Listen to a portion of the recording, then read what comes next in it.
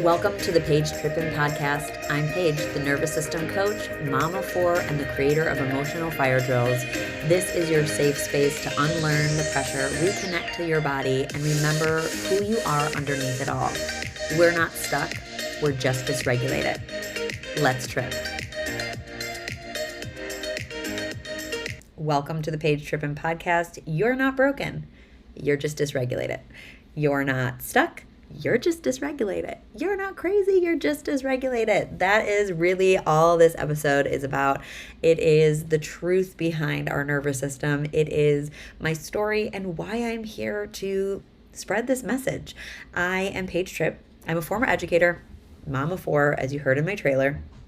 And I never thought I would be a life coach. I never thought I would even get into this industry in any way, shape, or form because I was an educator. I love teaching. I was a middle school science teacher and math teacher, and I was certified in everything because if you're here with me now, if you've been following my journey, you know I am a nerd and I love to learn. If there's a problem, I will go and find the solution. No matter how long it takes, no matter what I have to do, I will find the solution.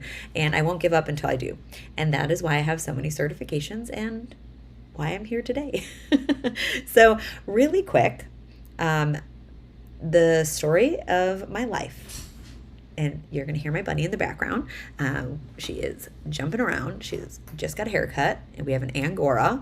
And we had to shave her down because my ADHD brain could not keep up with her maintenance. So we're starting fresh. So, side note.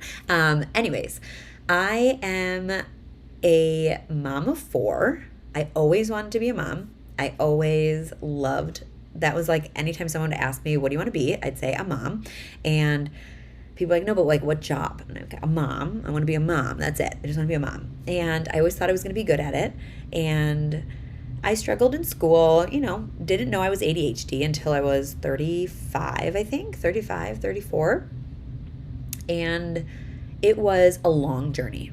And so when I say that I spent my whole life thinking that I was broken, something was wrong with me, that I never fit in, even though people are like, but you had friends, you fit in, you did all, I'm like, yeah, but inside I was like, I don't belong here. Nobody likes me. Again, that's the RSD, the rejection sensitivity. If you are an ADHDer, I had no clue. I was just always the girl who was sensitive, bad, and too emotional. That being said, I spent my whole life beating myself up and just seeking out, like, how do I better myself? That led me into alcohol abuse in high school, lashing out, being really angry at everybody, and just realizing, like, it doesn't matter how hard I work in school, I'm just going to be bad. So I might as well just have fun, and I might as well do whatever I want to do. And I did. And I was not great in high school. And so little did I know that this was all leading me to this journey of helping others. I have struggled hard and long. And I learned after high school, around the middle end of senior year, I really buckled down and I was like, I'm going to do good. I'm going to just, I'm going to become a teacher. I know this is what I want to do. I'm going to do it. Because my dad was like, you're going to college or you're going to get out. I'm like, I'm not getting out, so I'm going to college. I started thinking I was going to be a nurse, and then I quickly realized that's not happening. And you don't really need to know that. That has nothing to do with it, but I'm ADHD, so come along for the ride. And so I went in and I realized quickly I couldn't get into any colleges. So I went to community college for 3 years, almost 4, like three and a half, 2.5, 3. And I loved it. I thought community college was amazing. I was very serious. People were not out partying.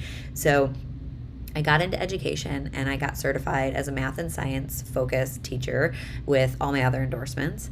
And then I learned really quick that I can mask. I like learning about this stuff. So I didn't realize I was masking at the time. And I thought, wow, I really got my shit together. I am back in it. I'm like, this is the real me. I'm so amazing. Like, my parents are excited that I'm doing great. I have a 4.0 GPA. I never got an A in my life until college. And then I got a job right out of college, graduated. I had a job lined up before I even graduated. Went right in to a bilingual classroom thumbs up, that bilingual classroom that I just was not prepared for. And I even told the principal, like, you hired the wrong girl. Like, I'm not bilingual. I should not be teaching these kids. And I learned really quickly that the systems that are in place are not here to help us. They don't care. I mean, there are people, let me be very careful here. There are people in the systems that really care. They get in the systems because they want to help, like I did. But the system itself was not designed with us in mind. It was to pump out workers. They wanted to keep us stuck. They wanted to keep us as a community in a bubble so that we continued to work for the system and not against it. And when I was in the system of teaching in Chicago public schools, I learned really quickly that if I wanted to change something, I had to show up in a different way. So that's what I did. I went and got my ESL endorsement because I said, well, I need to support my students. I'm not going to abandon them. I'm not going to just quit and have them get anybody else in here who might not care, because clearly the system didn't care. So I went and got ESL, and I loved teaching. And then I got pregnant, and it was great. And then I switched schools because my principal at the time it wasn't working out, and I was stressed, and my daughter, when I was pregnant, wasn't moving, and I was under so much stress, and I was like, I need to take care of my baby. And so I moved closer to home so that when she was being nannied for, I was nearby, because I was like, oh my gosh, I'm not gonna be a stay-at-home mom, so I need to be close. And then I had her, and the story really begins. All my depression hit right away. The moment she came out of my body, I was like, something's wrong. And I didn't tell anybody because I was scared to death that they were going to take her from me. So I didn't tell anybody.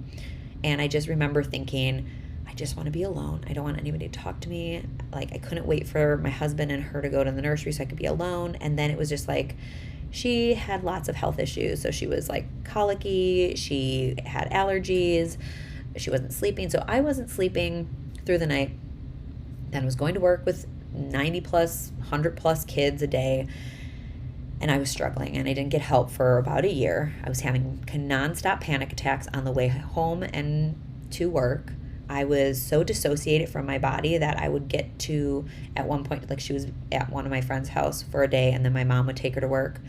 And then eventually we got a nanny, but I would drive over to my friend's house, and I'd pull up and I'd say, oh my God, I don't know how I got here. What is happening? It was terrifying. Even now, thinking back to it, like, I gulped, and I was like, I could feel her, that sensation of my body of like, I don't even know how I got here. And I survived, but I don't know how I got here. And it was terrifying. And then I struggled really bad, and me and my husband fought a lot that year because I really was like, I don't think he understood the depth of what I was going through, and he was learning to become a father and learning how to become a husband to a woman who was depressed, who was like, this is not who I was when we got married. I was the laid back girl who didn't give a shit about anything, and I was like, whatever, go out, do whatever you want, I don't care. And then I had my daughter, and I was like so scared about everything and couldn't calm down, and we fought. And then I decided I don't want to be a working mom anymore. And internally, it wasn't that I wanted to stay home anymore, because I thought I did, but I really loved my job. It was more that I couldn't survive. I knew that something was wrong with me. And I'm doing like air quotes if you're not watching the video.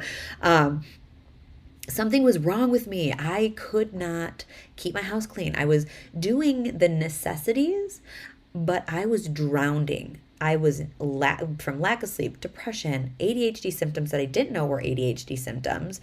I was like, I'm falling behind on grading papers. I can't keep up with the meetings that we need to do. I can't keep up with the readings for the professional developments. I can't do this.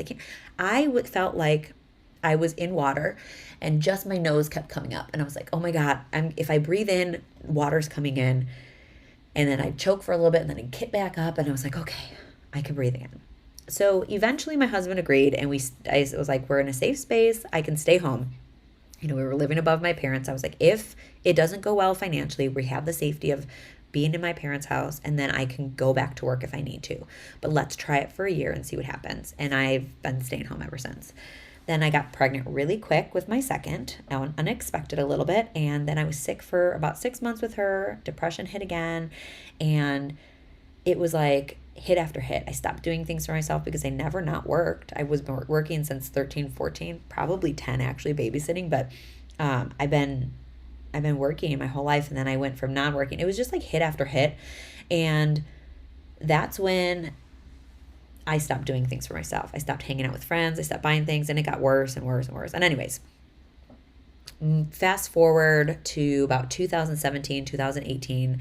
I was still just kind of like moving through the motions, felt so detached. I was staying up late. I was gaining weight. I was just miserable, pretending to be like the perfect mom, while screaming at my kids every day, losing my mind, just like feeling like crap. Then my daughter like lashed out at me and was like, "Mom, you're scaring me." And that's when I knew something needed to change in my parenting. I didn't realize that there was more to the story except, oh, I'm a bad mom. And I mean, that's how I grew up. You were yelled at, you were spanked. It was like, move on. I did that. And I didn't know it was wrong. I didn't know, not wrong. I didn't know that it was not a good way of parenting, right? I was just like abusing my kids in a sense. I was spanking them when they were not behaving, and I was yelling.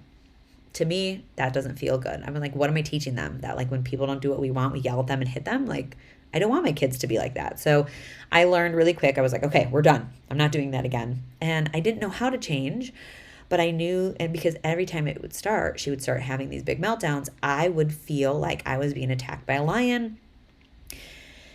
Anyways, this is a long episode. Sorry in advance.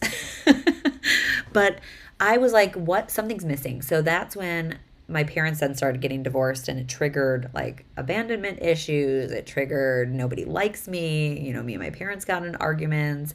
Then my whole family got involved. It was a hot mess.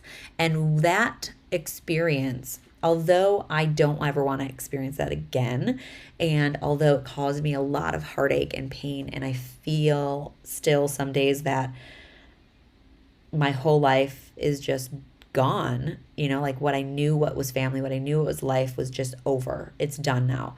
And now I have to rebuild my life. I have to decide, what do I want to believe? How do I want to live? Who am I? That was the catalyst for my healing.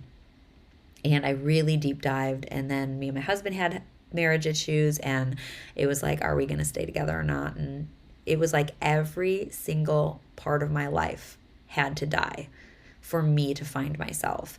And I never want and I feel like I might cry.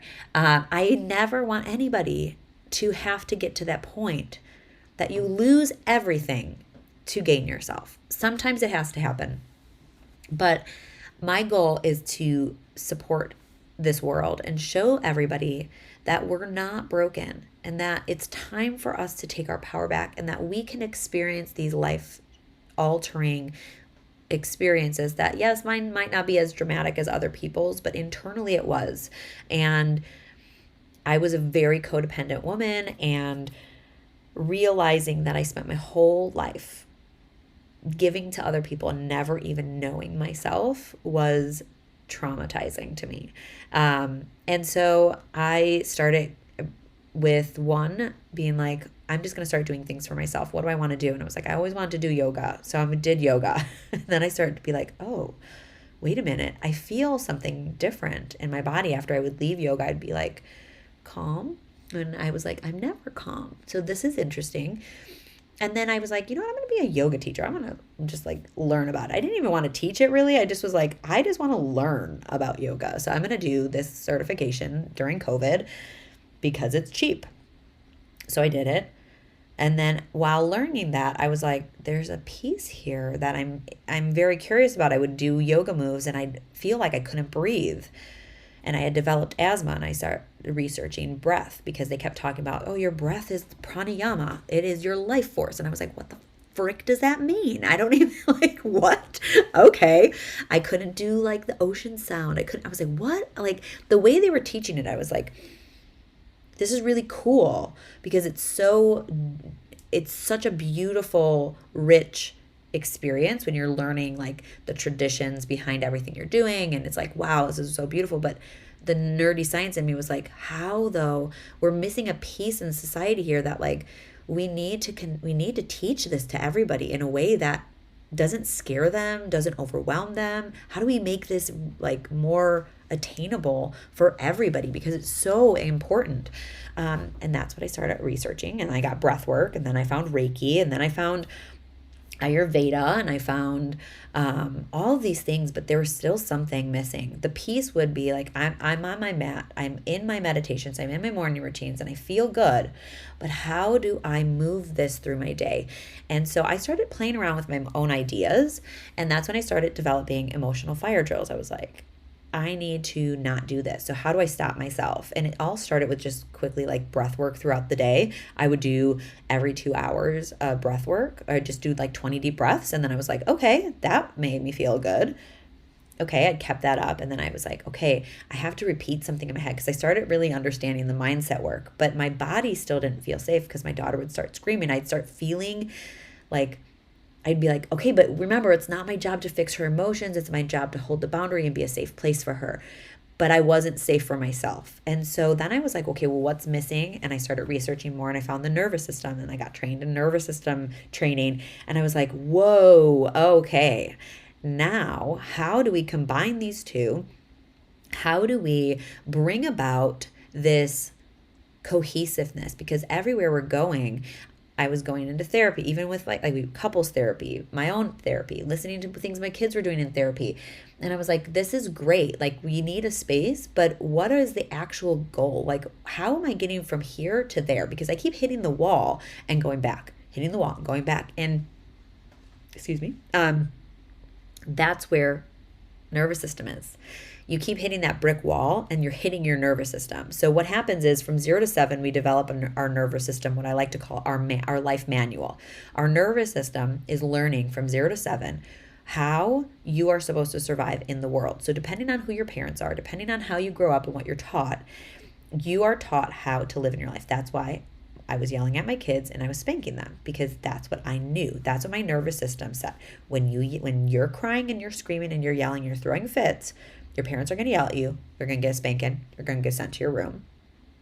And that's what the process was, which, again, when you start to learn the nervous system, a lot of people, before they learn the nervous system, is like, oh my God, I can't believe your parents did that. And like, my parents did better than their parents. Like, let's celebrate that. So I'm going to clap. Let's celebrate that, because my parents had a different experience. Things weren't talked about in one of my family's life, and another one was beaten more. Like they had more physical abuse. And it was like, wow, my parents did do better, because they learned what they didn't want, and then they showed up as best they could, right?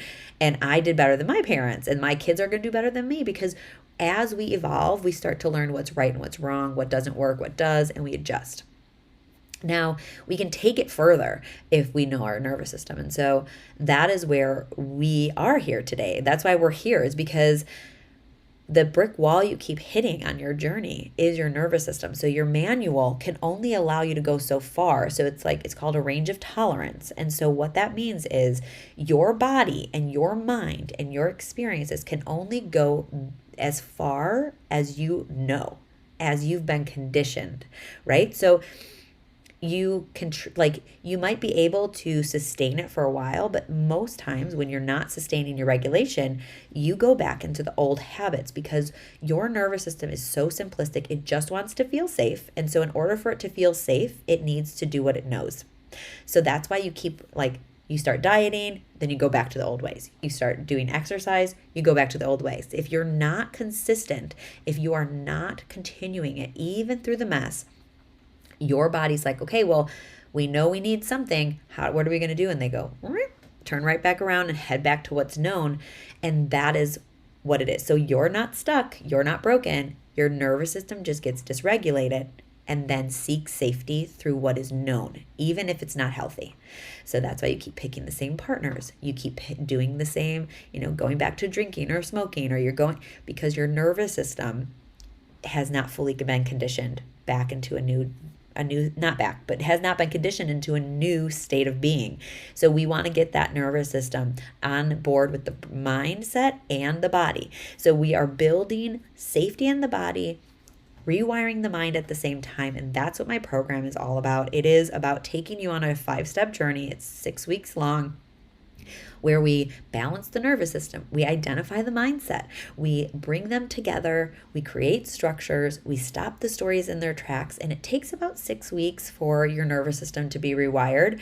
And then maintenance, like you have to maintain it. And that's what I teach in my programs. And it's so important because I look back as the mom I used to be, and I know my big girls have a lot of anger and resentment because the mom I am now is different than the mom I was. So they're seeing their 5-year-old twin sisters being raised differently. They're like, why don't you spank them? Why don't you do this? I'm like, because I know it's wrong now. And I know that I can't go back and change it, but, and try to explain it to kids. But it is wild, the changes that I have made in my life. And I am not perfect, and no one ever will be. So this work is supposed to be imperfect. It is not a magic pill. It's a lifestyle change.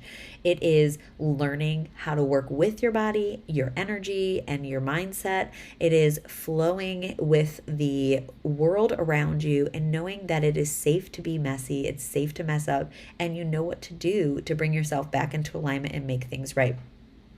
That is it for this episode. I know it sounds like a lot of weirdness, but it is my story. It is why I'm here, and it is truly just so important for me to share this story with you. In the next coming episodes, we're going to do some grounding work together. We're going to calm our body before we start to rewire some of our beliefs, because if we're not calm and we're taking in this information, then you're going to experience some pushback a little bit. And it might actually make you not come back, because certain things I'm going to say in the many episodes that I plan on doing is really going to shake up our world. I really plan on tackling beliefs and things that our world views as good and just spin it. And my job here is to always, like I tell my kids, I will always call you out on your bullshit. So I'm going to always throw the bullshit out there. I'm going to give you the many different ways to look at things, not just one view. And then you get to choose what you believe, because this is not, you better believe my mindset. This is, let's learn how to feel safe in receiving information and looking at each topic and each viewpoint in multiple different angles, to then be able to say, I've looked at this from top, bottom, left, right, all around, and now I know all the pieces. And now I can move forward with what I choose, right? And that is going to be the biggest change in our world. It's knowing that we all don't have to agree, but we can get along and we can find solutions together in a grounded, regulated space. And that's what we're here for. And you could be the badass of your life. You could be like, this is my choice. This is my decision. This is what I believe. And you don't have to shove it down people's throats, and you can feel good about yourself. And we don't have to have hate and all these things, because hate and all the things that derive from a dysregulated state are the things that cause chaos in our world. And we're here not for that. So that's it for this episode. Come back next time and let's see what other fun things are available. And next time it might be a little bit more fun. So let's go. Bye, guys. Have a great day. You made it through another episode of the Page Trippin' podcast, and I'm so damn proud of you. Remember, we're not stuck. We're just dysregulated, and you don't have to figure it all out alone. If you're ready to take this work deeper, to actually feel safe in your body, move through stress without spiraling, and build real nervous system strength, I'd love to support you. You can work with me one-on-one, join my group coaching program, or dive into my online membership at your own pace. Just head to the link in the show notes or find me on Instagram at Page Trippin'. Your body's ready. Your power's not gone. It's just been waiting. That's it for this episode. Keep tripping, and I'll see you next time.